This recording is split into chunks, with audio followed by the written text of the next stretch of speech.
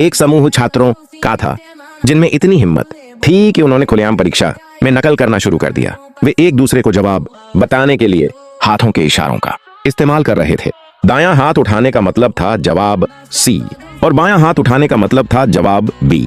Topper छात्रों के इशारों की मदद से वे हर सवाल का जवाब आसानी से दे रहे थे। लेकिन जब सब कुछ ठीक लग रहा था तभी उनके अजीब हरकतों पर शिक्षक को शक हो गया। उन्होंने तुरंत अपनी नकल करने की तरकीब बदल दी। अब वे मॉर्स कोड के जरिए जवाब भेजने लगे, पर उनकी टेबल पर टैप करने की आवाज बहुत तेज थी, जिसे सुनकर शिक्षक ने तुरंत रोक दिया। फिर भी उनके पास एक बैकअप प्लान था। इस बार वे सिर के इशारों से जवाब देने लगे।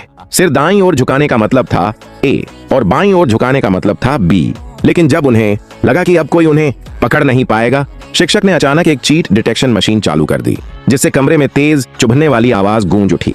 सभी छात्र दर्द से कराह उठे और अपने कान ढक लिए। शिक्षक ने सख्त चेतावनी दी, अगर किसी ने फिर नकल करने की कोशिश की तो सबको बाहर निकाल दिया जाएगा। तभी क्लास मॉनिटर ने टॉपर की ओर देखा, जिसने तुरंत इशारा समझ लिया। अगले ही पल उसने जोर से पाद मारा। पहले तो सब चौंक गए, लेकिन फिर सबने महसूस किया कि उसके पाद एक खास लय में थे। छात्रों को समझ में आया कि पादों की संख्या ही जवाब का संकेत है। पूरा कमरा पादों की गूंज से भर गया और वे फिर से खुशी खुशी नकल करने लगे।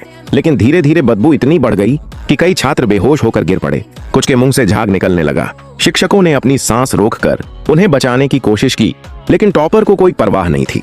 वह लगातार पादता रहा। आखिर में उसने इतनी जोर लगाई कि वहीं अपनी पैंट गंदी कर बैठा।